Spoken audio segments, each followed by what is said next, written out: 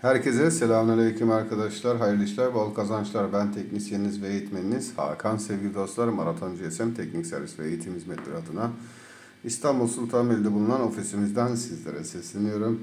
Bu derski eğitim konumuz kilitli konnektörler arkadaşlar. Kilitli konnektörler daha önceki konnektörlerde olduğu gibi dişi veya erkek şeklinde değil, bu şekilde içine film girip o giren filmin de buradaki kilit mekanizması sayesinde yerine takılarak görevini tamamlamasıyla sonuç buluyor. Bu konnektörlerden karşımıza çok çıkar. Gerek kameralarda, gerek parmak izinde, gerek on-off filmlerinde çeşitli en boylarda çıkabilir. Bak burada mesela bir kilitli konnektörü görüyoruz. Kamera boşluğunun dibinde gördüğümüz için kamera filminin olduğunu düşünüyorum. Buradaki kilidi kırılmış gördüğünüz gibi. İşte bu şekilde karşınıza gelir. Siz ise oraya lazım olan uygun konnektörü birebir aynısını gördüğünüz hurdadan sökmeniz ve aynı şekilde de ilgili yere takmanız gerekiyor. Biz bu konnektörü söküp tekrardan bu konnektörü oraya takacağız. İşin kolay yeri nasıl olabilir? Anakartı alttan, arka taraftan ısıtırız. Ve ısıttığımız, arka taraftan ısıttığımızda ön tarafta bu gördüğümüz konnektörün ayaklarındaki lehimler erir ve biz de rahatlıkla sökebiliriz. Sonrasında da takacağımız yere temizliğimizi yaptıktan sonra gerek lehim temizliğimizi gerek zemin temizliğimizi yaptıktan sonra ise bu konnektörün montajı için gerekli ısıyı uyguladığımızda takabiliriz. Şimdi biz bunu hem sökeceğiz hem takacağız arkadaşlar ve tek yüzeyden yapacağız. Yani ön taraftan ısıtıp ön taraftan sökeceğiz. Aynı zamanda da takma işlemini gerçekleştireceğiz. Burada ıskarta olduğunu farz edelim ama arka tarafta da kafesler, şunlar bunlar olduğunu farz edelim. Entegreler, değerli entegreler bize lazım olur diye biz ön taraftan nasıl bunu sağlam sökebiliriz? Uzaktan görelim. Oradan söktüğümü farz edeceğiz ve sıcak havayla sökeceğiz. Aynı zamanda da eritmeden sökeceğiz arkadaşlar. Peki burada işin bir püf noktası var mı? Evet var. Bunlar sizin başınıza çok iş açar. Bunlar takmak zor, sökmek ve takmak zordur arkadaşlar. İşin kolayını, püf noktasını şimdi bu videoda hep beraber yaparak öğreneceğiz sevgili dostlar. Havyamızı ve sıcak havalarımızı çalıştırdık. Hazır bekliyorlar. Şimdi 360-370 arasında sıcaklığımızı alacağız arkadaşlar. Tamam mı? Şu anda sıcaklığımı ayarlıyorum. 370 derece yapıyorum. Hocam plastik erir mi? Erir. Çok erir. Yani bu normal öbür dişi ve erkek konnektörlerden daha kolay bir şekilde erir. Acayip derecede canımızı sıkar. Takarken de sökerken de ne yapacağımızı bilmezsek kan ter içinde kalabiliriz. Hatta strese girebiliriz. Şimdi ben ne yapacağım? Sıcaklığı mantık olarak ne yapacağımı anlatayım. Akabinde ise uygulayalım. Sıcaklığı ben direkt konnektöre vurmayacağım arkadaşlar. Sıcak havayla sökeceğim çünkü. Birincisi şu taraftaki gözüme kestirdiğim boş alanı ısıtacağım. Zemin ısındıkça sıcaklık yayla bu alttan bunun bütün ayaklarını boşa yani yumuşatmış olacak. Lehimleri eritmiş olacak. Ben de hiç suya sabuna dokunmadan bu konnektörü bu anakarttan alacağım. Mantığım bu şekilde. Aynı şekilde bu boşa çıkan yere de montajını yapacağız. Ama onu nasıl yapacağız? Şimdi ilk önce sökmesini yapalım. Tamam mıyız? Rüzgarımı düşürdüm. Şöyle kaç seviyesi diyelim? 3 seviyesi olsun. Ve sıcaklıkta 370 derece. Şöyle ben havamın namlusunu şu tarafa doğru yani şuradan yukarıya doğru getiriyorum. Bununla alakası yok. Ona hiç rüzgar gelmiyor ama zemin ısınıyor arkadaşlar. Burada bir şeytanlık yapacağız. Bu zaten ıskarta bir anakart olduğunu düşünelim. Takarken zaten nasıl takacağımızı göreceğiz. Ama biz bu konnektörü sağlam almak istiyoruz. Arkadaki entegrenin de zarar görmesini istemiyoruz. Yoklayacağız boştan boşa çıktı mı diye. Yani zemin ısına bunun bütün altındaki ayaklarını eritti mi diye bakacağız, kontrol edeceğiz. Hiç alakası yok. Olmayan yer zemin ısına buraya gelecek. Ve kontrol ediyorum. Kontrol ediyorum, bekliyorum. Sabırla bekleyeceksin, tamam mı? Biraz daha dibinden vur anakarta, şöyle. Ama havan buna çarpmasın. Tamam mı? Böyle bir yöntem yapabiliriz. Aha boşa çıktı. Sağ salim bir şekilde şöyle tutarak alabilirim. Aldım. Ne yaptım? Hurdadan sağ salim hiçbir gram zarar vermeden konnektörümü söktüm arkadaşlar. Görelim sağlık durumunu. Gayet nefis bir şekilde çiçek gibi duruyor. Şimdi oraya ise kendi lehimizi geçerek öbür taraftakini söktük, tamam mı? Kendi lehimizi geçerek buradaki fabrikasyon lehimi yok etmek istiyoruz. Gelelim. Havyamızla bal tavyamızı limona sokup, limon diyorum, siz limon tuzu olduğunu anlayın arkadaşlar. Tamam mı? Limon tuzuna bandırdım. Havyamı pırıl pırıl yaptım. Temizleme telimin ucunu keseceğim. Lehim kalıntıları var. Kestim. Onun da ucuna flaks alacağım. Rahat oradaki şeyi emsin diye. Ne demiştim? Oraya kendi lehimizi aşılayacağız arkadaşlar. Aşılayalım. Hemen biraz lehim aldım. Ve aşılama işlemini gerçekleştiriyorum. Eğer burası dar bir alansa, yanında da malzemeler varsa sivri havyanla da yapabilirsin veya yan uçlu havyanla da yapabilirsin. Bunları artık söylememe gerek yok. Bunlara siz videoları izleye bu aşamaya geldiniz. İzleyerek ve uygulayarak bu aşamaya geldiniz. Her videoda aynı şeyi anlatmanın bir lüzumu yok. Ne yapacağınızı biliyorsunuz. Ben ne diyorum? Burada kendi lehimizi aşılayacağız. Tamam, aşılayacağız. Ne yapacaksın? Havyeyi temizleyeceksin. Ve orayı kendi lehimini aşıladın. Şimdi ise flaksla beraber havyeyi sürüterek flaksı vererek artık temizliğimizi yapalım. Şu zemini bir dümdüz edelim. Bir tane bile fabrika lehiminden eser kalmasın. Bizim işimizi zorlaştıracak olan o çünkü. Şöyle.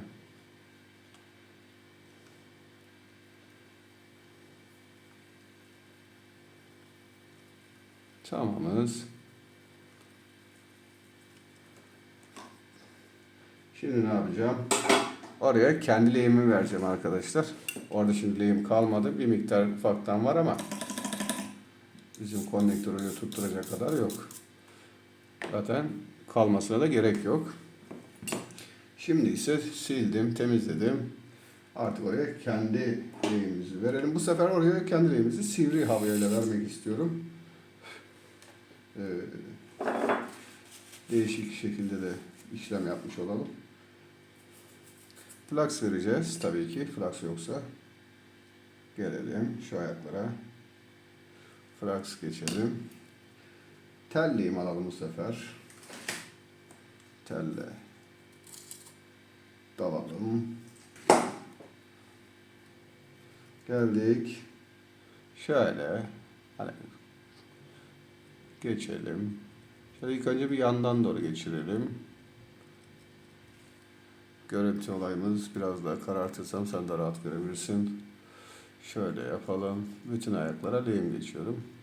183 derecelik tel lehimi geçiyorum. Zaten görüyorsun. Tel lehimsi bu kesinlikle 183 derecedir. Bütün ayaklara lehimleri geçtim. Değil mi? Ve hepsi yan tuttuğum için havyamı şöyle. Hepsi aynı yükseklikte. Olmasını istediğimiz olay bu zaten. Artık konnektörümüzü montaj yapacağız arkadaşlar. Konnektörümüzü montaj yaparken 183 derece olan lehimimiz malum. Rüzgarımızı, sıcaklığımızı düşürüp 200-250'ye doğru düşürelim. Hem plastik erimesin hem de konnektörü takalım arkadaşlar. Olayımız bu şekilde. Burada değişik bir yöntemle konnektör takalım. Çünkü bunlar kolay eriyen. Kolay eriyen lehimler. Aynı zamanda da plastiğimiz de kolay eriyor. O yüzden plastik konnektörümüze zarar vermek istemiyoruz. Şimdi ne yapacağız? Kaç dereceymiş? 296 derece plastik erir mi? El ayarını, mesafeni düzgün ayarlarsan erimez. Eriyebilir de. Düşükten başlayalım.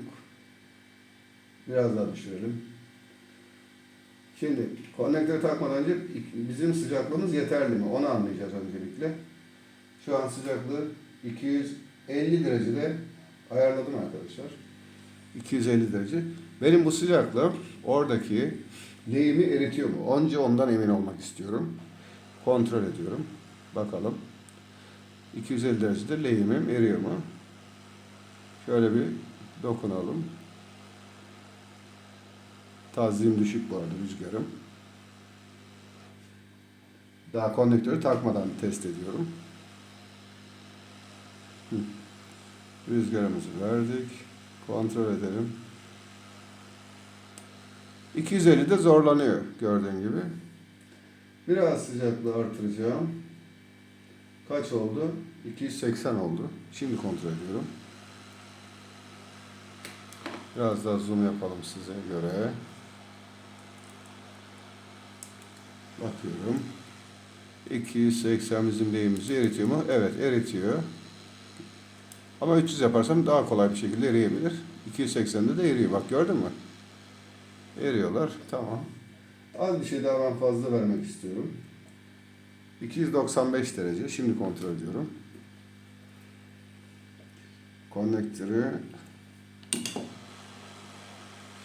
Konnektörü rahatça takacağız arkadaşlar. Ve eritmeden takacağız. Amacımız da bu zaten.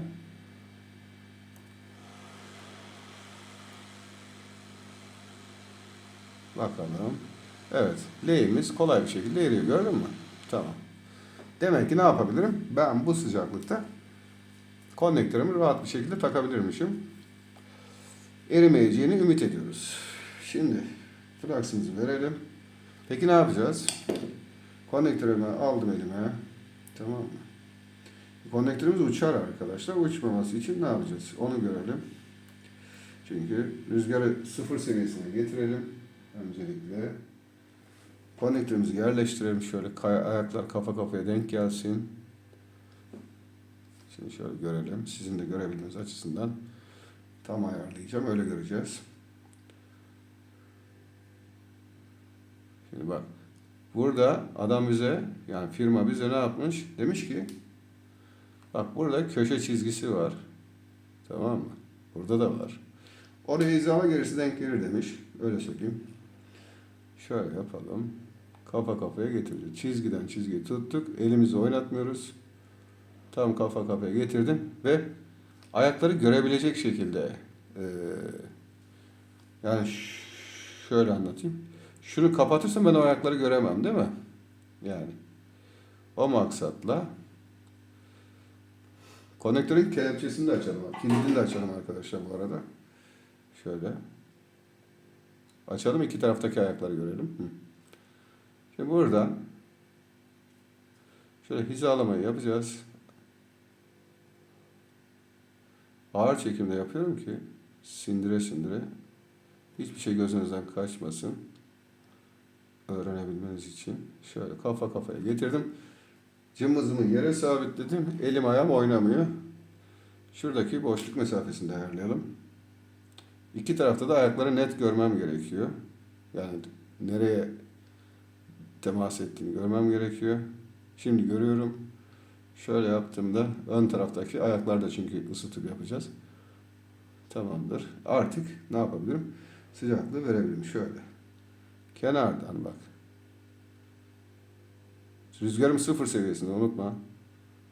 Bir de olabilir istersek. Tamam. Burada şimdi hafiften oradaki lehim ayaklarına gelecek kadar ayar çekiyorum. Birazcık rüzgarımı artıracağım şimdi. Şöyle. Oradaki lehimleri eriterek kaynak yaptıracağız. Rüzgarı biraz daha artırdım. Artık vurmasını istiyorum oraya.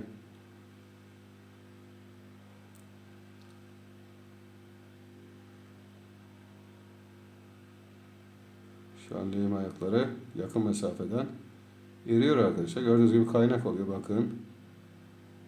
Sizde de görünüyor. Tamamdır. Bu tarafı tutturdum. Tamam mı? Ve ön tarafı tutturalım. Herkesin yoğurt işi farklı tabi. Şimdi ne yapıyoruz? Aynı mantıkla. Şöyle. 3 seviyesine aldım rüzgarı. 290 derecedeyiz. Tamam mı? Şöyle buradan havayı buradan böyle gönderiyorum. Şunu siyah kilidin erimemesini istiyorum. O yüzden ne yapıyorum? Hafiften sağa doğru havamın ucunu yatıracağım. Giderek alıştıra alıştıra yani şöyle. O lehimlere gelmesini istiyorum. Biraz daha rüzgarı kısalım. Şimdi burada fazla. Şöyle. Flaks da dökelim. Flaks kalmazsa ekleyeceksin. Şöyle nazikçe. Yerden doğru. Yani mavi alana çarpıp oradaki ayaklarına çarpacak rüzgarımız. Bak parlıyorlar. Görüyor musun bak. Bak hepsi kaynak oldu.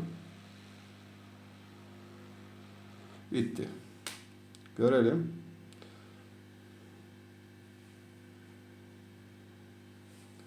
Yıkayalım bir de.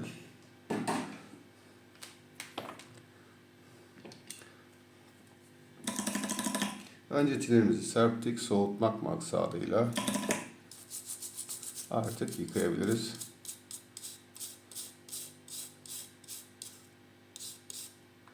Bezle de kurulayalım. Gördün mü? Tertemiz, hiçbir zarar vermeden kilitli konnektörü yaptık arkadaşlar. Ayakları da kontrol edeceğiz tabii ki. Yaptığımız iş oldu mu? Gördün mü? Bak bütün ayaklar kaynak olmuş. Görüyor musun? Bir de arka taraftan bakalım. Eğer bir miktar yan gibi gözüne gözükürse sıcak havayı dönerek ver. Aynı deminki 290 dereceyi. Bakalım şöyle. Gördün mü? Bütün ayaklar birebir kaynak olmuş. Ve yan değilmiş arkadaşlar. Tam kafa kafaya gelmiş. Hiçbir sorun yok. Arka tarafına bakalım. Gelelim. Şöyle. Görüntümüzü netleyelim. Arka tarafta ise yine ayakların net bir şekilde tam tamına kaynak olduğunu görebiliyoruz. Ve gördüğün gibi ışıl ışıl bir konnektör montajını sizinle birlikte yaptık arkadaşlar. Gram hata yok. Tertemiz mis gibi oldu. Dediğim gibi bakımı zordur.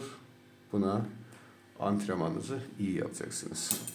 Bir sonraki eğitim videosunda görüşmek üzere. Hoşçakalın demeden bunun tüm çeşitlerini böyle yapabilirsiniz. Küçüğü büyüğü fark etmez. Ayak sayısı fazlaymış, azmış, 3 bacaklıymış, 4 bacaklıymış hiç fark etmez. Tamamını bu şekilde yapabilirsiniz sevgili dostlar. Bir sonraki eğitim videosunda görüşmek üzere. Hoşçakalın.